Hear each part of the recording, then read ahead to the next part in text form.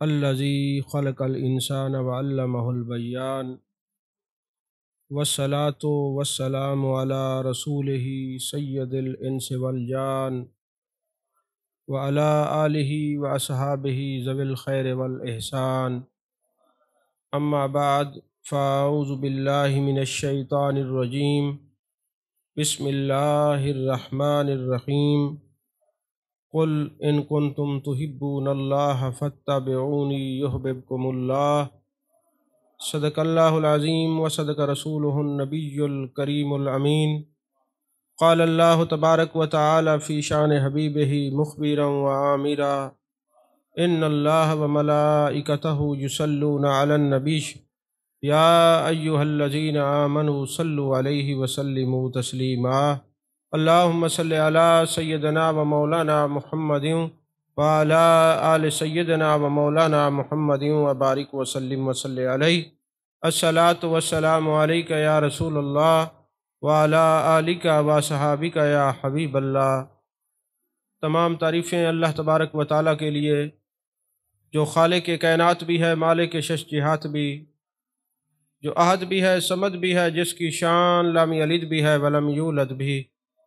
لا تعداد ہدیہ درود و سلام بارگاہ سید الانام، شفیع رحمت، والی امت، شاہ خوباں، جان جانا، شہنشاہ حسینہ، سید سروراں، سیاہ لا مکاں، تتمہ دوراں، سرخیل زہرہ جمالاں، رازدان ما اوہا، شاہد ما طغا، صاحب علم نشرہ، معصوم آمنہ، احمد مجتبی، حضرت محمد مصطفیٰ صلی اللہ علیہ وآلہ وصحبہ وبارک وسلم کی دربار ناز میں اپنی عقیدتوں، ارادتوں، محبتوں کا خراج پیش کرنے کے بعد اللہ تبارک و تعالیٰ کی عطا اور توفیق سے ہمارا یہ درس تصوف کا 7واں خطاب ہے، 7واں لیکچر ہے،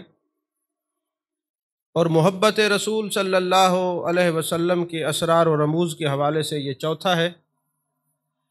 محبت رسول صلی اللہ علیہ وسلم جو صحابہ کا طریقہ اور معمولات تھے، اس پر اگر گفتگو کرتے رہیں تو شاید یہ ہماری زندگی ختم ہو جائے۔ صحابہ کی محبتیں جان کائنات سے جو تھیں وہ ختم نہیں ہو سکتی۔ یہ بیان ہوتے رہیں تو یہ ہماری زندگیاں ختم ہو جائیں گی، صحابہ کی عظمتیں، خدمتیں اور شانیں ختم نہیں ہو سکتی۔ آج اس محبت کے عنوان کا یہ چوتھا جو حصہ ہے، اس کو بیان کرنے کے بعد انشاءاللہ کل تصوف کے اور موضوعات پر گفتگو کریں گے۔ ہم نے درمیان میں عقائد پر بھی کچھ باتیں کرنی ہیں اور اہل سنت کے معمولات پر بھی کچھ بیانات کرنے ہیں ابھی انشاءاللہ العزیز۔ یاد رکھیے، محبت رسول صلی اللہ علیہ وسلم ایک ایسی نعمت ہے جس کو یہ میسر آ جائے تو محبوب اس کی طرف توجہ فرماتے ہیں۔ محبت کوئی بھی کرے، محبوب کی نگاہ سے وہ محبت مخفی نہیں ہے، چھپی ہوئی نہیں ہوتی۔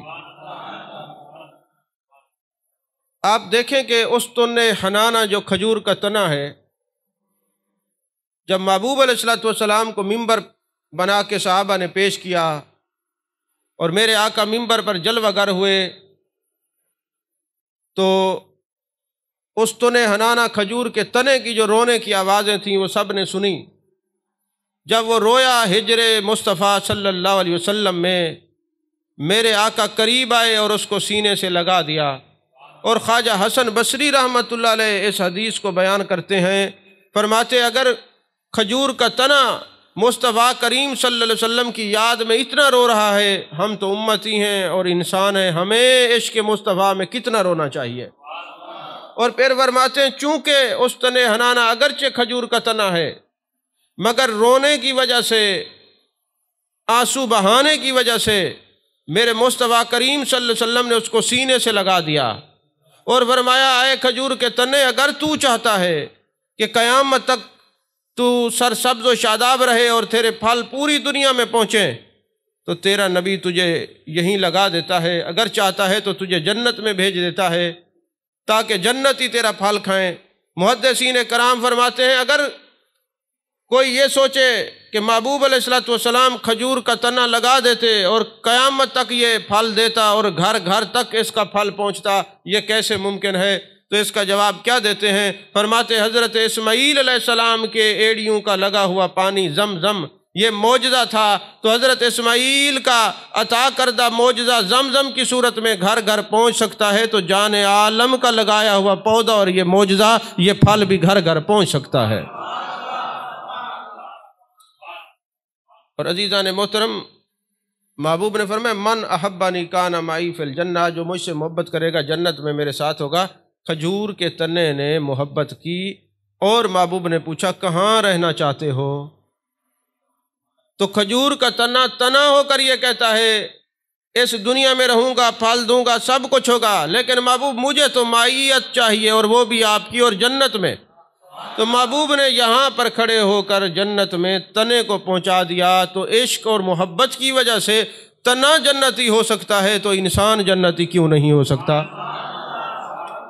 اور دوسری بات ہے، احادیث مبارکہ میں آپ علماء ہیں جانتے ہیں کہ میرے آقا جب جبل احد پر تشریف لے گئے تو میرے آقا علیہ الصلوۃ والسلام جیسے ہی پہاڑ پر آئے، تشریف لائے، جلوہ گری ہوئی، تو پہاڑ پر کتابوں میں ہے کہ یہ لرزہ طاری ہوا، پر مفتی احمد یار خان نعیمی علیہ رحمہ عاشق رسول ہیں اور سلسلہ قادریہ کے ایک عظیم صوفی بھی ہیں، عالم بھی ہیں، وہ فرماتے ہیں کہ وہ اپنی قسمت پہ ناز کرتے ہوئے وہ جبل احد واجد میں آ گیا، محبوب کے قدم لگیں تو پتھر کو واجد آ جائے۔ فرمایا جو صوفیاء کے واجد پر اعتراض کرتے ہیں ان کو دیکھنا چاہیے کہ یار کے قدم لگنے سے پتھر پہ واجد آ سکتا ہے، تو بندے پر واجد کی کیفیت کیوں نہیں آ سکتی؟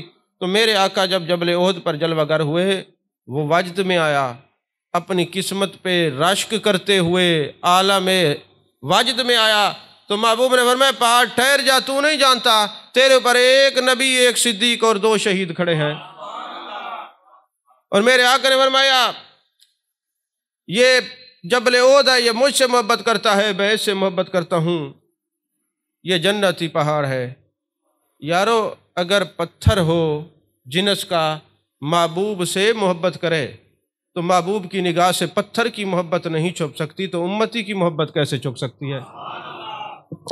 اسی طرح جبل احد سے تھوڑا 3 میل کے فاصلے پر جائیں تو جبل عیر ہے، جبل عیر بھی اس کو کہا جاتا ہے، تو وہ جبل عیر جو ہے وہ کالا اس کی رنگت ہے۔ محبوب نے فرمایا یہ جہنمی پتھر ہے، پہاڑ ہے، یہ مجھ سے بغض رکھتا ہے۔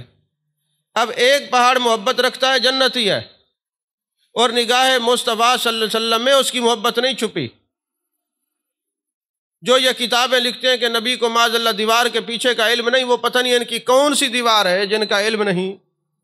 حضرت خضر علیہ السلام کو یتیم بچوں کے دیوار کے نیچے چھپا ہوا خزانہ نظر آ گیا، اور محبوب کو دیوار کے معاذ اللہ پیچھے علم نہیں۔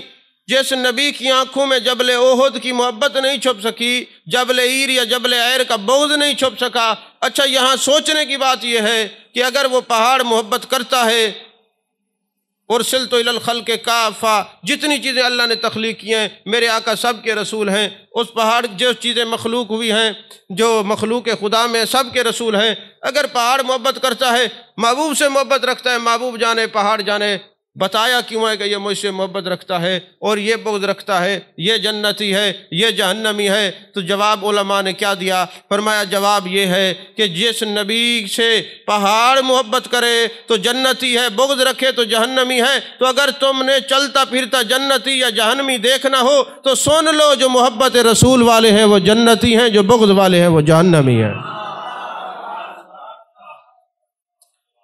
عزیزان محترم، محبت رسول صلی اللہ علیہ وسلم،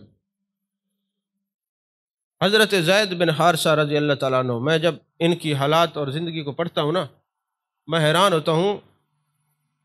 حضرت زید بن حارثہ کی تھوڑی سی میں مختصراً جو ہسٹری ہے وہ عرض کر دوں۔ یہ اغوا ہوئے بچے تھے، بکتے بکتے حضرت خدیجۃ الکبریٰ رضی اللہ تعالیٰ عنہا کے پاس آ گئے۔ یہ حضرت خدیجۃ الکبریٰ رضی اللہ تعالیٰ عنہا کے غلام ہیں، اور جب میرے آقا علیہ الصلوۃ والسلام کی ام المومنین حضرت خدیجۃ الکبریٰ رضی اللہ تعالیٰ عنہ سے شادی مبارک ہوئی تو حضرت خدیجہ پاک نے زید بن حارثہ کو محبوب علیہ الصلوۃ والسلام کو تحفے میں دے دیا۔ اب یہ محبوب کی غلامی میں رہتے تھے، ابھی تو محبوب نے اعلان نبوت ہی نہیں کیا، یہ مکے میں ہیں، محبوب کی خدمت کرتے ہیں۔ ادھر سے حضرت زید بن حارثہ، زید کے والد حارثہ اور ان کے گھر والے، ان کی ماں، ان کے چچا وغیرہ ڈھونڈتے بڑے پریشان ہیں کہ ہمارا بیٹا کہاں چلا گیا۔ یہ تو بکتے محبوب کی بارگاہ میں پہنچ گئے، اور پھر کسی نے دیکھ لیا ان کے اعزہ اور اقربا میں سے، انہوں نے جا کے ان کے چچا اور والد کو بتایا کہ مکے میں جناب محمد الرسول اللہ صلی اللہ علیہ وسلم، اعلان نبوت ابھی محبوب نے نہیں کیا، میں محمد الرسول اللہ صلی اللہ علیہ وسلم حضور کی عظمت کی وجہ سے کہہ رہا ہوں، چونکہ ہمارے نزدیک تو محبوب پیدائشی نبی ہیں نا۔ تو اب محبوب علیہ الصلوۃ والسلام کے پاس وہ ٹھہرے ہوئے تھے، جب ان کے والدین کو خبر ملی تو ان کا باپ اور چچا محبوب علیہ الصلوۃ والسلام کی بارگاہ میں آئے اور عرض کرنے لگے، حضور یہ جو زید ہے نا ہمارا بچہ ہے، ہم اس کو لینے کے لیے آئے ہیں، تو جو پیسے آپ نے اس کے بھرے ہیں ہم وہ دینے کے لیے تیار ہیں۔ محبوب علیہ الصلوۃ والسلام نے فرمایا پیسوں کی ضرورت نہیں ہے، اگر یہ زید تمہارے ساتھ جانا چاہتا ہے تو ہمیں کوئی اعتراض نہیں۔ اب زید چونکہ بچے تھے، محبوب علیہ الصلوۃ والسلام نے ان کو بلایا اور فرمایا زید تم ان کو جانتے ہو یا رسول اللہ؟ ایک میرے ابا جی ہیں، ایک چاچا جی ہیں۔ محبوب نے فرمایا یہ تمہیں لینے کے لیے، تم ان کے ساتھ جانا چاہتے ہو، ابھی اعلان نبوت نہیں، زید کو پتہ نہیں ہے یہ امام الانبیاء ہیں۔ لیکن حضرت زید وہاں سے اٹھے اور محبوب پاک کی گود میں آ کے بیٹھ گئے، عرض کرنے لگے یا رسول اللہ صلی اللہ علیہ وسلم میں اپنے چچا کو، والد کو، خاندان کو چھوڑ سکتا ہوں مگر آپ کا در نہیں چھوڑ سکتا، مجھے اپنے آپ سے جدا نہ کیجیے۔ اب یہ محبت رسول تھی صلی اللہ علیہ وسلم، جن کو حضرت زید کو میسر آئی، انہوں نے گھر جانا انکار کر دیا، میں نہیں جا رہا۔ اللہ تعالیٰ کو یہ ادا پسند آئی، اور قرآن میں کسی صحابی کا نام نہیں ہے، قرآن میں کسی صحابی کا اللہ نے نام نہیں لیا۔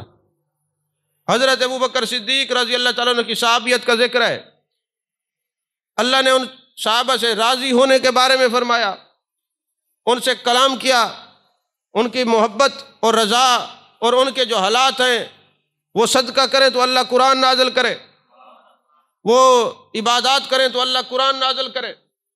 لیکن نام حضرت زید کا ہے، فرمایا فلما قضا زید منہا، حضرت زید کا نام واضح طور پر اگر کسی شخصیت کا نام ہے تو وہ حضرت زید ہیں، اور مفسرین نے کہا چونکہ محبت رسول کی وجہ سے انہوں نے در مصطفیٰ چھوڑا نہیں، اس لیے اللہ نے ان کی نام قرآن میں لگا کے تلاوت قرآن مجید بنا دیا۔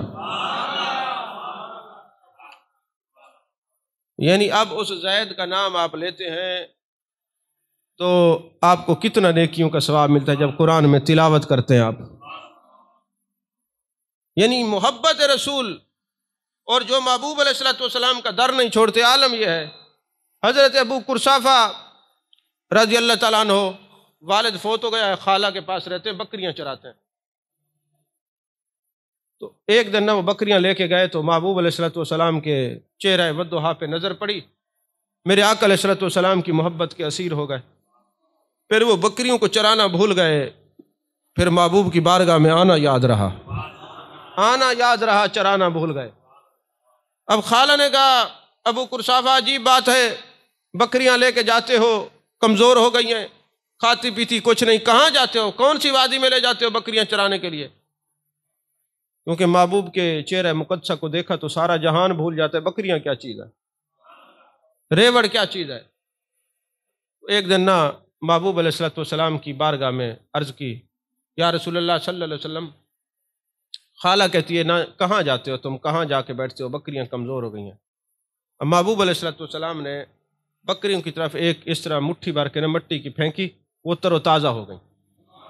اور ایک کتاب میں محبوب نے توجہ فرمائی، یہ کئی کتب کے اندر کتاب و شفا میں بھی ہے، ضیاء النبی شریف میں بھی ہے، مختلف کتابوں میں مختلف چیزیں ہیں۔ تو حضرت ابو قرصافہ کی بکریوں کو محبوب نے جب دیکھا تو اب بکریاں روزانہ آتی ہیں، محبوب علیہ الصلوۃ والسلام کے چہرے کو تکتی ہیں، سیراب ہو جاتی ہیں، ان کو نہ بھوک لگتی ہے نہ پیاس لگتی ہے، وہ پہلے سے زیادہ موٹی ہو گئی ہیں، کیونکہ ان کی خوراک ہی زیارت رسول صلی اللہ علیہ وسلم بن گئی تھی۔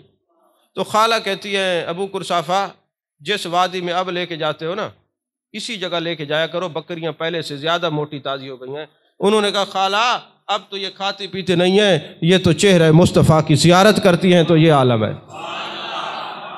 نا۔ خواجہ صاحب کا ایک شعر، حکیمہ طبیباں دے وس دی یہ گل نہیں، میری مرض دا ہور کوئی بھی حل نہیں، تو آ کے وکھا جا صورت پیاری۔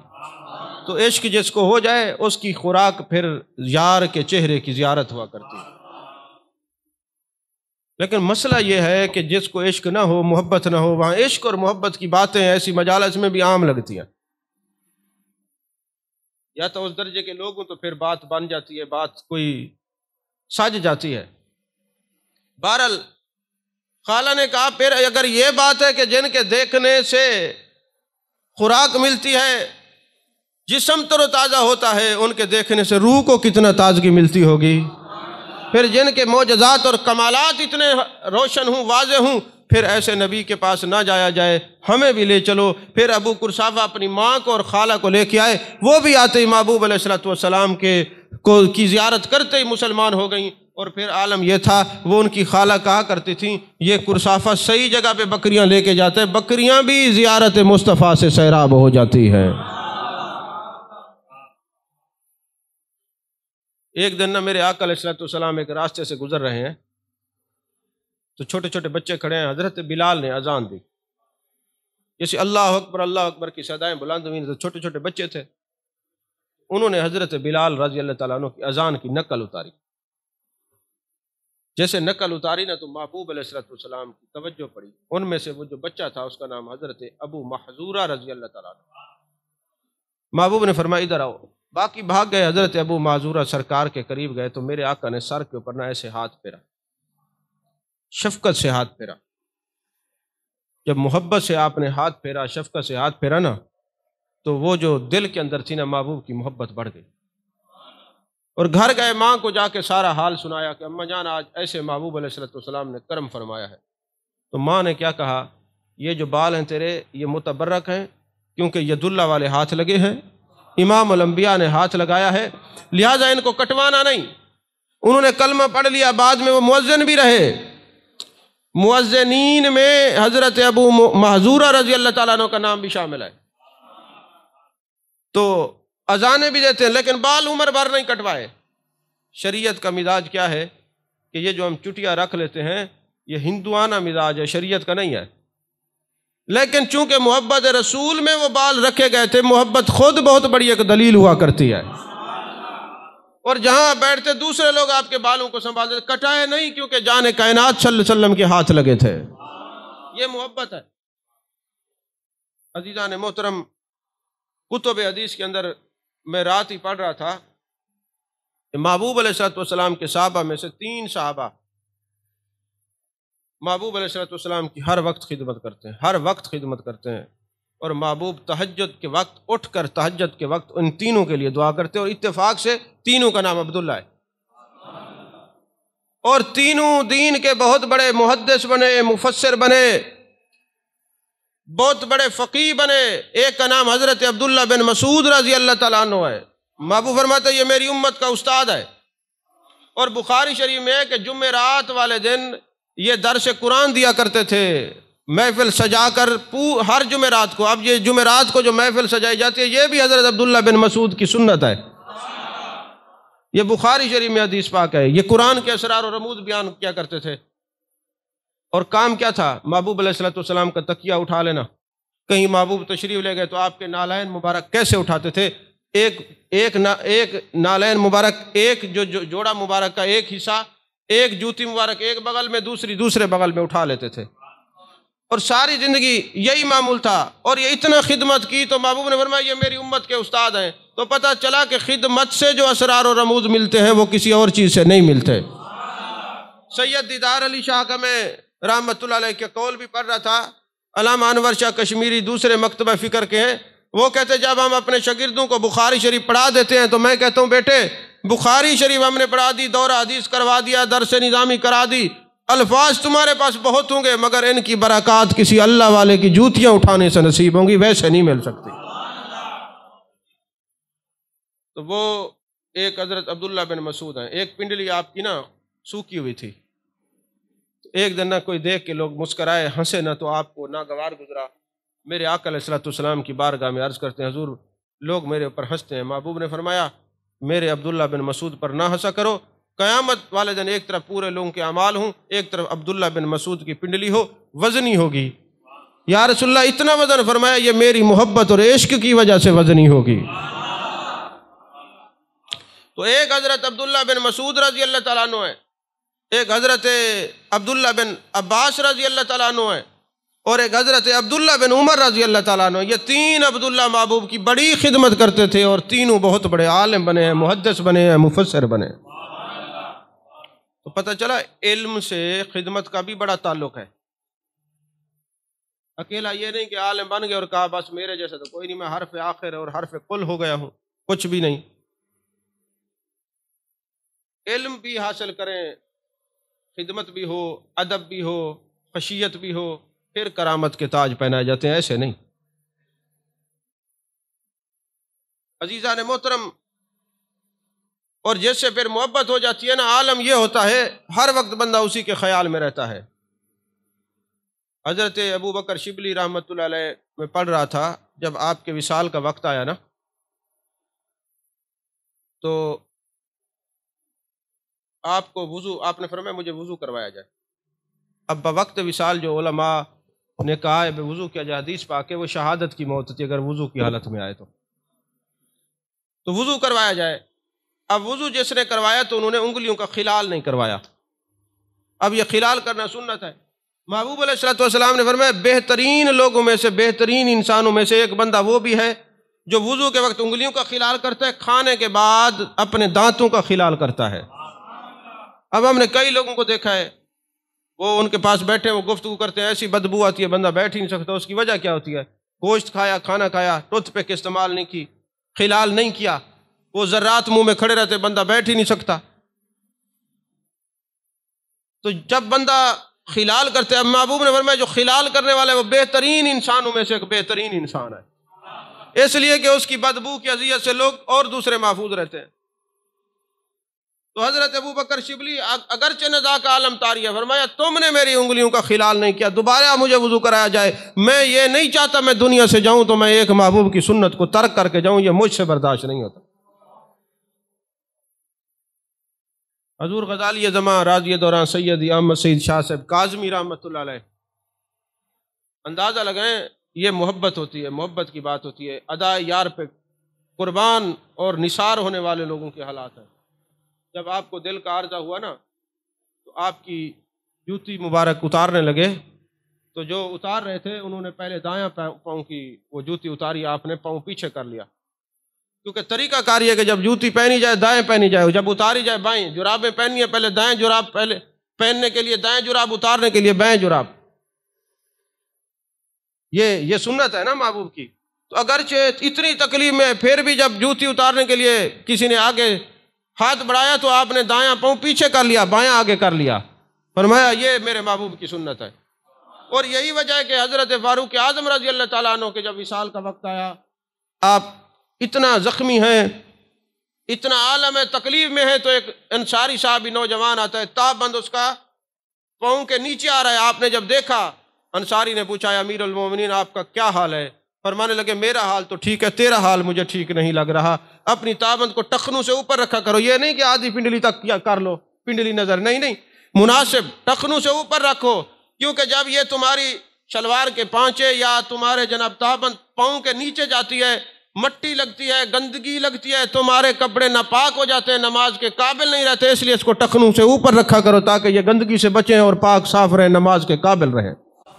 یعنی دنیا سے جاتے ہوئے بھی سنتوں کا اہتمام کر رہے ہیں۔ اچھا چلو یہ تو اعلیٰ لوگ ہیں، اعلیٰ لوگوں کی بات ہے، اور محبت رسول صلی اللہ علیہ وسلم تو عام کو بھی اعلیٰ کر دیتی ہے۔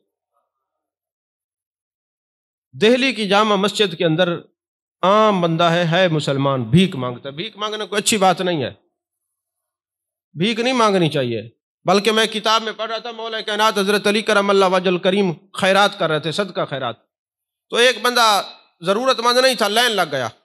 حضرت امام حسن مجتبیٰ نے عرض کیا ابا جان یہ تو ضرورت مند نہیں ہے، لائن لگ گیا۔ فرمایا لگ گیا لائن تو آ جائے گا اس کھاتے میں۔ کوئی سمجھ نہیں آئی آپ کو؟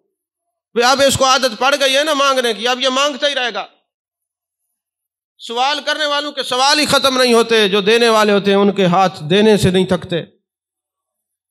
تو کہتے ہیں جناب والا وہ مسلمان ہے، بھیک مانگ رہا ہے دہلی کی جامع مسجد میں، اتنے میں ایک انگریز اپنی بیوی بچوں کو لے کے آتا ہے، آ کے جناب والا مسجد دکھا رہا ہے۔ دہلی کی جامع مسجد بڑی تھی، تو جب وہ جیب سے کچھ نکالنے لگا نا تو اس کا پرس گر گیا۔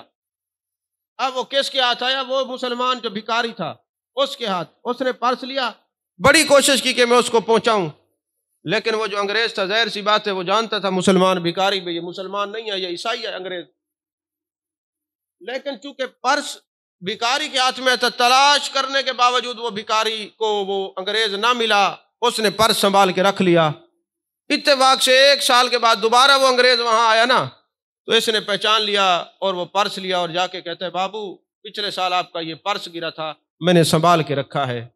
اور اس نے جب دیکھا پیسے بھی پورے ہیں، کوئی چیز کم نہیں، اس نے کہا تیرا کام ہی بھیک مانگنا ہے، تو خرچ کر لیتا، میں نے تو اب ویسے کہا بھائی جو چیز گم ہو گئی اب نہیں ملتی، تو نے اس کو خرچ کیوں نہیں کیا؟ اس نے کہا میں بھیکاری ہوں، میرے عمل اچھے نہیں ہیں، کردار بھی اچھا نہیں ہے، لیکن ایک بات مجھے شرمندہ تعبیر کر گئی، وہ یہ تھی کہ قیامت والے دن سب نے جانے کائنات صلی اللہ علیہ وسلم کے سامنے حاضر ہونا ہے، ہر امتی کو جواب دینا ہے، وہاں آپ بھی ہوں گے، ہم بھی گئے ہوئے ہوں گے، اور کہیں تیرا نبی عیسیٰ علیہ السلام میرے نبی کو یہ نہ کہہ دے تیرا امتی ہو کہ میرے امتی کا مال غصب کرتا ہے، اس شرمندگی سے میں نے سنبھال کے رکھا ہے، قیامت والے دن تیرا نبی میرے نبی کے سامنے یہ بات نہ کرے اور میری وجہ سے شرمندگی نہ ہو، اس لیے یہ میں نے سنبھال کے رکھا ہوا ہے۔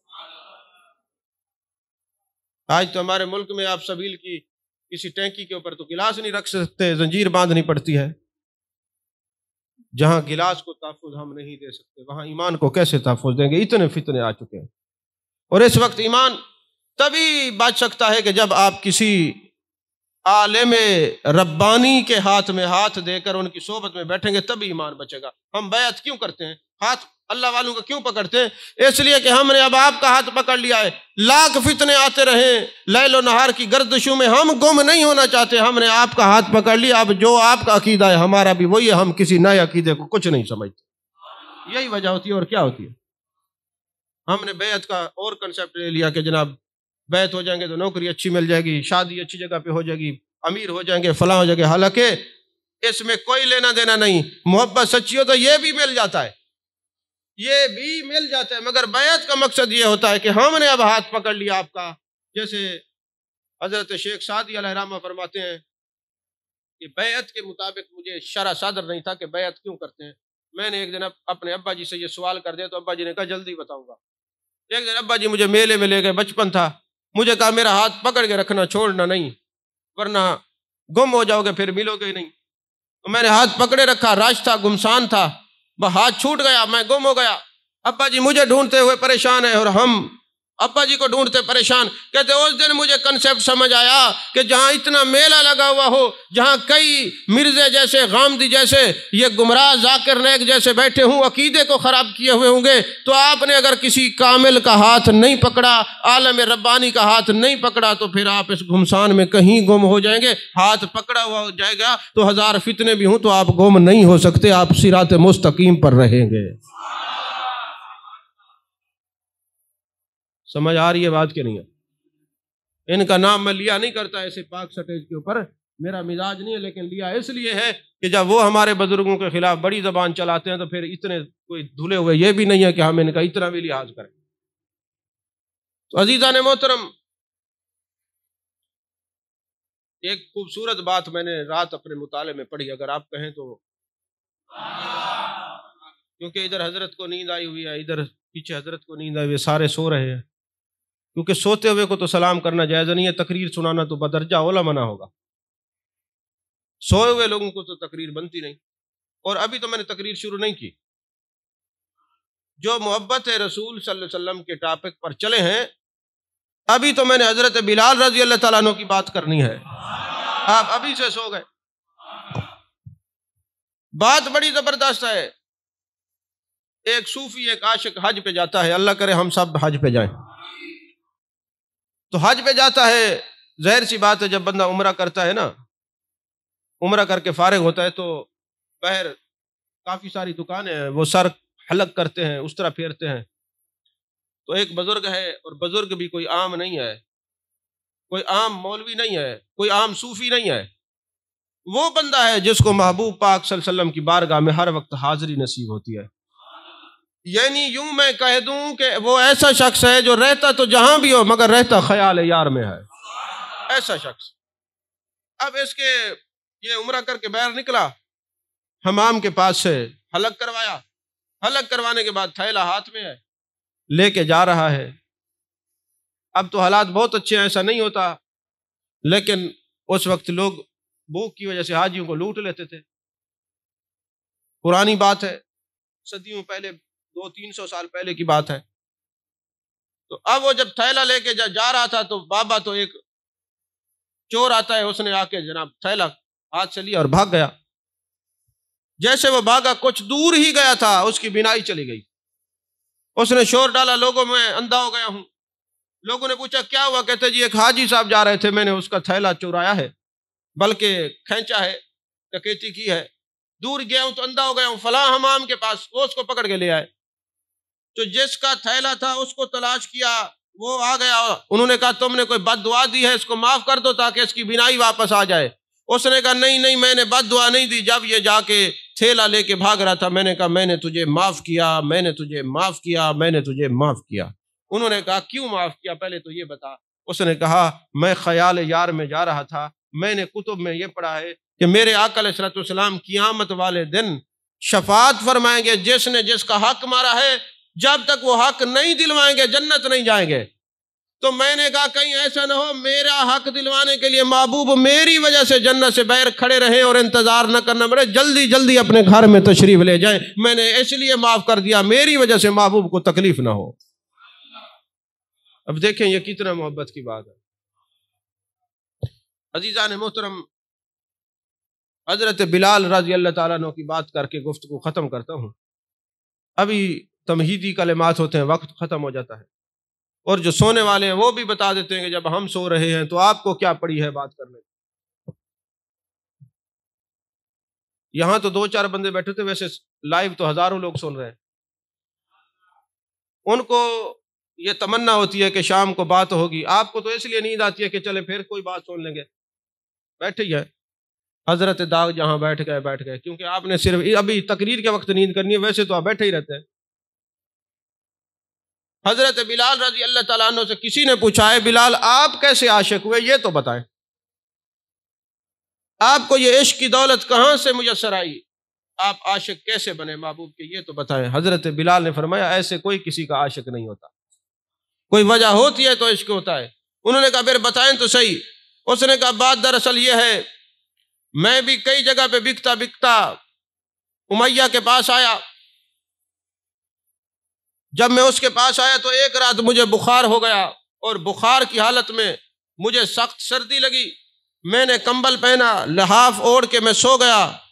امیہ بن خلف کو پتہ چلا، وہ آیا، اس نے دیکھا کہ میں سو رہا ہوں، اس نے میری قمیض اتروائی اور مجھے کوڑے مارے، اور سخت سردی کے موسم میں مجھے بہر گھر کے سین میں بٹھا کے کہا یہاں بیٹھ کے ہاتھ والی چکی چلاؤ اور گندم پیسو، آٹا بناؤ۔ کہتے میں زاروں قطار رو رہا ہوں، جو بھی آتا ہے میرا تمسخر اڑا کے چلا جاتا ہے، مجھے تانے دے کے چلا جاتا ہے، میرا مذاق اڑا کے چلا جاتا ہے، اب مجھے کیا خبر حسن و جمال کا پیکر یہ کون ہے، جانے جانا جانے کائنات تشریف لائے۔ فرمایا بلال تمہیں کیا ہو رہا ہے، تم کیوں رو رہے ہو، تیری یہ حالت؟ تو کہتے ہیں میں نے عرض کی کہ جو بھی آتا ہے میرا تمسخر اڑا کے چلا جاتا ہے، بھلا کسی کے غم سے کسی کو کیا تعلق ہو سکتا ہے؟ آپ بھی اسی طرح مجھ سے پوچھیں گے یا میرا مذاق اڑائیں گے چلے جائیں گے؟ محبوب علیہ الصلوۃ والسلام نے فرمایا نہیں، مجھے بتاؤ کیا ہوا ہے۔ میں نے کہا اسی طرح میں سو رہا تھا، لحاف اوڑھا ہوا تھا، امیہ بن خلف نے کوڑے مارے اور مجھے سردی میں یہاں بٹھا کے چلے گئے۔ یہ میری بات سنی، محبوب خاموشی سے آنکھوں سے آنسو روا ہیں، چلے گئے۔ میں نے سوچا لو جو بھی آتا ہے پوچھ کے چلا جاتا ہے، یہ بھی چلے گئے، یہ نہیں آئیں گے۔ تھوڑی دیر گزری تھی، گرم دودھ کا پیالہ لے کر جانے کائنات تشریف لاتے ہیں۔ پیالے کے دودھ کے اندر اور بھی چیزیں، کئی میوہ جات آپ نے ملائے ہوئے ہیں، اور آ کے فرماتے ہیں بلال یہ تم پی لو۔ میں نے کہا جی دودھ پی کے پھر بھی تو سردی میں بیٹھنا ہے۔ محبوب نے فرمایا نہیں، ایسا کرو دودھ پی کے تم لحاف پہن کے رضائی اوڑھ کے سو جاؤ، تیری جگہ پہ میں قمیض اتار کے ساری رات چکی چلاتا ہوں۔ فرمایا میں نے اتنا لجپال نبی، اتنا غم گسار نبی، اتنا غم خار نبی میں نے ایسی شخصیت نہیں دیکھی تھی۔ محبوب میری جگہ پہ چکی پر آٹا پیستے رہے اور میں سوتا رہا۔ میں سوتا نہیں رہا بلکہ اپنے دل کی جو میرے دریچے تھے کھول گئے۔ میں نے دیکھا میں سویا تھا بلال حبشی تھا، لیکن جب میں اٹھا تو میرے رگ و ریشہ میں عشق مصطفیٰ سرائیت کر چکا تھا۔ محبت رسول میرے پورے دامن میں سما چکی تھی۔ اب بلال جو ہے صرف بلال حبشی نہیں تھا بلکہ عاشق رسول حضرت سیدنا بلال بن چکے تھے۔ اور پھر وہ بلال، آپ جانتے ہیں کہ حضرت سیدنا صدیق اکبر رضی اللہ تعالیٰ عنہ نے ان کو آزاد کروایا۔ وہ بلال ساری زندگی محبوب کے ساتھ رہے، اور پھر محبت رسول اور عشق مصطفیٰ صلی اللہ علیہ وسلم نے حضرت بلال کو کہاں کا سفر طے کرا دیا کہ معراج کی رات محبوب فرماتے ہیں میں نے اپنے بلال کے قدموں کی آواز جنت میں سنی ہے۔ حضرت بلال مکے کی گلیوں میں ٹہل رہے ہیں، ارے وہ بلال کو اس مقام پہ کس چیز نے پہنچایا؟ عشق مصطفیٰ صلی اللہ علیہ وسلم نے پہنچایا۔ پتہ چلا عشق اس مقام پہ لے جاتا ہے جہاں بندہ سوچ بھی نہیں سکتا۔ عشق کی جو رفتار ہے سب سے تیز ہے، بندہ چلتا زمین پر ہے، ذکر عرش بری پر ہوتا ہے۔ اور نواز رومانی ایک ناول نگار ہیں، انہوں نے کتاب لکھی ہے عشق رسول کریم صلی اللہ علیہ وسلم، اور اس بندے کی جو قلم کے اندر اثر ہے یا تاثیر ہے نا وہ بڑی لاجواب ہے۔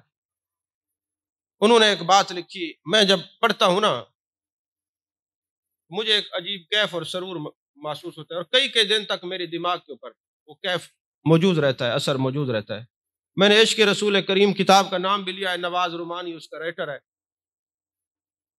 وہ لکھتے ہیں جب جان کائنات صلی اللہ علیہ وسلم معراج پہ تشریف لے گئے نا، میرے آقا مشاہدہ فرما رہے ہیں، جنت میں جاتے ہیں تو وہاں پہ جو جنت کے حوروں کی سردار ہے نا وہ آنکھوں سے آنسو بہاتی ہے۔ میرے آقا علیہ الصلوۃ والسلام اگرچہ جانتے ہیں پھر بھی پوچھتے ہیں جبریل یہ کیوں رو رہی؟ میں ایک تصوف کے حوالے سے ایک بات کیا کرتا ہوں جو میں نے مثنوی شریف میں پڑھی ہے، یہ جو آنکھیں ہیں نا، آنکھیں یہ چھپر نما کیوں ہیں؟ اس کے پپوٹے بند کیوں ہو جاتے ہیں؟ یہ چھپر ہے، یہ چھپر آپ آنکھوں میں ڈال لیتے ہیں تو آپ کو نظر آنا بند ہو جاتا ہے، اگر کھولتے ہیں تو مولانا روم نے کہا کہ یہ چھپر کیوں ہے آنکھ؟ کہا بات دراصل یہ ہے، آپ نے دیکھا ہوگا کہ بچپن میں دیہاتوں کے اندر نا لوگ مرغیاں پکڑنے کے لیے یا کبوتر یا پرندے پکڑنے کے لیے، یہ کوٹھے دو والے بیٹھے ہیں، یہ تو آپ بھی پکڑتے ہوں گے جب جاتے ہوں گے چھٹی، تو یہ ٹوکرا جو ہے نا کبوتر مرغیاں یا پرندے یا مرغابیاں پکڑنے کے لیے کیا کرتے تھے؟ ٹوکرے کے نیچے ایک لکڑی پھنسا دی اور دانہ ڈال دیا، اور دانہ ڈال دیا، جیسے ہی وہ پرندہ آیا وہ لکڑی کھینچ لی، ٹوکرا اس کے اوپر آ گیا اور وہ پرندہ قید ہو گیا۔ انہوں نے کہا بات یہ ہے، یہ آنکھیں چھپر نما تبھی ہیں کہ جب تم عشق محبوب میں رو گے اور یہ آنسو کو دانہ بناؤ گے، پھر جب یار کی صورت آ جائے گی پھر آنکھیں بند کر لو گے۔ کوئی سمجھ نہیں آئی؟ مثل پتلی کی آنکھوں میں بٹھاؤں تجھ کو، نہ کسی اور کو دیکھوں نہ دکھاؤں تجھ کو۔ کہا یہ پپوٹے اس لیے ہیں کہ یہ جمال یار کے لیے آنکھیں کھولی جاتی ہیں، جب تصویر یار آنکھوں میں آ جائے پھر آنکھیں بند کر کے اس کا نظارہ کیا جاتا ہے۔ یہ عشق والوں کی دنیا ہے۔ تو اب یہ جناب والا کہا کہ تم عشق محبوب میں رو گے تو تمہارا محبوب تمہاری طرف توجہ کرے گا۔ یہ کس طرح نہ جانے، جنت کی حور نے بھی سن رکھا تھا کہ محبوب کو متوجہ کرنے کے لیے آنکھ سے آنسو بہانے پڑیں گے، پھر وہ دیکھیں گے۔ اس پر کافی سارے باتیں لکھی گئی ہیں کہ وہ تو نور ہے۔ چلے میں نے حور پہ تو بات نہیں کرنی، محبت رسول پہ بات کرنی ہے نا۔ تو اب وہ جناب والا محبوب نے فرمایا کیوں رو رہی ہو؟ کہتی حضور میں نے کچھ دل کی کیفیات، کوئی حال دل سنانا تھا۔ محبوب نے فرمایا سناؤ. کہتی ایک دن مجھے اپنے حسن پہ بڑا ناز ہوا، میں اترائی، میں نے کہا جو جنت میں میرا ساتھی ہوگا پتہ نہیں کیسا ہوگا. تو یہ شیشہ آئینہ لگا ہوا تھا، حکم ربی ہوا ہے ذرا اس میں دیکھو جو تیرا ساتھی ہوگا نظر آئے گا. یا رسول اللہ جب میں نے دیکھا تو وہاں رنگت ایسی ہے، ہونٹ ایسے ہیں، قدمین ایسے ہیں، فلاں جو ہے نا جسامت ایسی ہے. تو محبوب نے فرمایا خاموش ہو جاؤ، جو نشانیاں تم بتا رہی ہو یہ تو میرے بلال کی ہیں، یہ تو میرے بلال کی ہیں. نہ جانے میرا بلال جس کی آنکھوں میں عشق مصطفیٰ سما جائے وہ تو کسی اور کو نہیں دیکھتا، تو کہہ رہی ہے پتہ نہیں میرا بلال تجھے پسند بھی کرتا ہے کہ نہیں کرتا. اس نے سوال کیا حضور جب حضرت بلال یہاں آئیں گے تو ایسے ہی ہوں گے جیسے میں نے دیکھا؟ فرمایا نہیں، نہر حیات میں غوطہ زن ہوں گے. اللہ تعالیٰ حسن و جمال کا جو ہے نا اس کو پیکر بنا کے جہاں بھیجے گا. اب دیکھیں نہر حیات کے متعلق دو آراء ہیں، دو قول ہیں. ایک وہ ہیں جن کی رنگت کالی ہوگی ان کو خوبصورت بنانے کے لیے نہر حیات سے غوطہ دیا جائے گا. اور ایک روایت یہ کہ جو گناہ گار ہیں جب محبوب شفاعت کریں گے نا تو ان کا جسم جو جلا ہوا ہوگا وہ نہر حیات سے غوطہ ان کو کیا جائے گا، وہ حسین جمیل ہو جائیں گے، پھر جنت میں بھیجیں گے. لیکن جو عاشق ہیں وہ تو یہاں دنیا میں جل جل کے عشق مصطفیٰ میں خود ہی نگاہ یار کی توجہ سے حسین ہو جائیں گے. ان کو کسی نہر حیات میں جانے کی ضرورت کیا ہے؟ کوئی سمجھ آئیے کہ نہیں آئی؟ تو حضرت بلال کے بارے میں محبوب نے فرمایا وہ حسین و جمیل ہوں گے، جب ادھر تیرے پاس آئیں گے حسین و جمیل ہوں گے. حور نے بڑا زبردست سوال کیا حضور ان کے جو جسم کی رنگت ہے کالی سانولا پن یہ کہاں جائے گا؟ میرے آقا نے فرمایا اس کو، ان کی رنگت کو، سانولے پن کو جنت کی حوروں میں تقسیم کر دیا جائے گا. وہ بطور تبرک اپنی رخساروں پہ تیل بنا کے سجائیں گی تاکہ ان کے حسن میں اضافہ ہو جائے. اب بتائیں حضرت بلال کا عشق کتنا اعلیٰ ہے اور کہاں سے کہاں تک، عشق کہاں سے کہاں تک لے جاتا. اور پھر وہی بلال ہیں ساری زندگی یار کا نعرہ لگایا، اور پھر یار نے اتنا کرم فرمایا کہ جب فتح مکہ ہوا تو محبوب نے فرمایا کعبے کی چھت پہ کھڑے ہو کے اذان دو. یار کے عشق میں گم ہونے والے کعبے کی چھت پہ کھڑے ہیں اور کعبے کی تلیاں حضرت بلال کے قدموں کو بوسہ دے رہی ہیں. اور جب حضرت بلال دنیا سے گئے نا، حضرت فاروق اعظم رضی اللہ تعالیٰ عنہ کے زمانے میں آپ کا وصال ہوا ہے، تو حضرت فاروق اعظم رو رہے ہیں. لوگوں نے پوچھا حضور کیا ہوا؟ فرمایا آج ہمارا سردار ہم سے چلا گیا. اور جب حضرت فاروق اعظم کے سامنے آتے آپ فرماتے انت سیدنا و مولانا یا بلال، اے بلال آپ تو ہمارے سردار ہیں اور مولا. اب حبش کا رہنے والا ہے، امیر المومنین مراد رسول ہیں، اور وہ حضرت بلال کو کہتے تو ہمارا سردار ہے. یہ مقام سرداری عشق مصطفیٰ سے ملی تھی، یہ محبت رسول صلی اللہ علیہ وسلم سے ملی تھی. اور جب میرے آقا علیہ السلام کا وصال ہوا، کیونکہ حضرت بلال تو یار کی نگاہ کے دیوانے تھے، مستانے تھے، ہر وقت جلوہ ودہا میں غوطہ زن رہنے والی شخصیت تھی. آپ کو جب محبوب علیہ السلام کی زیارت نہ ہوتی آپ نے مسکرانا بند کر دیا، چھوڑ دیا، ہر وقت یاد محبوب میں مغموم رہا کرتے. پھر آپ مدینہ چھوڑ کے شام چلے گئے، اور جب شام چلے گئے نا ایک رات سوئے تو جان کائنات صلی اللہ علیہ وسلم کی زیارت نصیب ہوئی. محبوب نے فرمایا بلال یہ کیسی وفا ہے، تم گئے ہو آئے نہیں، یہ کہنا تھا اور وہاں سے چل پڑے. لبیک یا رسول اللہ میں حاضر ہوں. آپ بلائیں اور بلال نہ آئے. جب آپ آئے نا مدینہ شریف پہنچے، محبوب علیہ السلام کی قبر مبارک کو بوسہ دیا، اپنی رخسار مبارک سرکار کی قبر انور سے لگائی، کیونکہ وہ کسی پتھر یا خاک کے پاس نہیں آئے تھے، وہ عاشق تھے، شاہ لولاک کے پاس آئے تھے.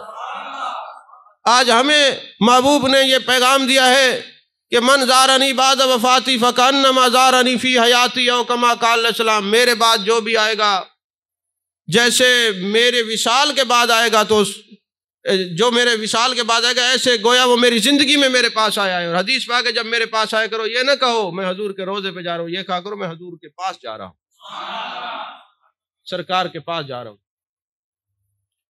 تو آج ہمیں یہ حکم ہے کہ سرکار کے پاس جانا ہے، تو حضرت بلال کو کتنا پتہ ہوگا کس کے پاس جا رہے ہیں. وہ خاک کو تھوڑی چوم رہے تھے، وہ تو شہنشاہ لولاک کو چوم رہے تھے۔ اور پھر لوگوں نے کہا بلال وہ ایک اذان تو سنا دو جو کبھی محبوب کے زہری زمانے میں سنایا کرتے تھے۔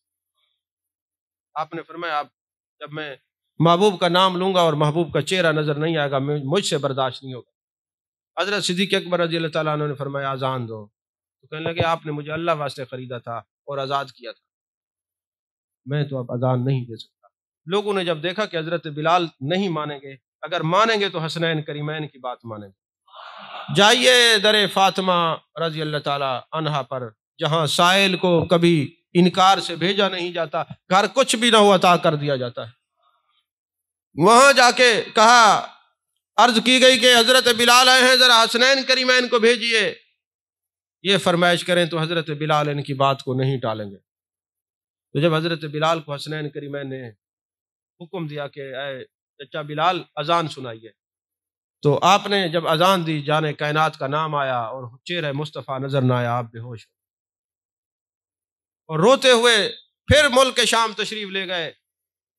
ساری زندگی ہنسے نہیں، مسکرائے نہیں، عشق مصطفیٰ میں، یاد مصطفیٰ میں، ہجر رسول میں صلی اللہ علیہ وسلم میں ساری زندگی مغموم رہے، بے چین رہے، رنجیدہ رہے، لیکن ایک دن ہنس رہے ہیں، مسکرا رہے ہیں۔ گھر والی نے کہا جب سے جانے کائنات صلی اللہ علیہ وسلم دنیا سے گئے آپ ہنسے نہیں، آج مسکرا رہے ہیں۔ فرمایا ہاں، آج میں دنیا سے جانے والا ہوں، محبوب کی زیارت ہونے والی ہے۔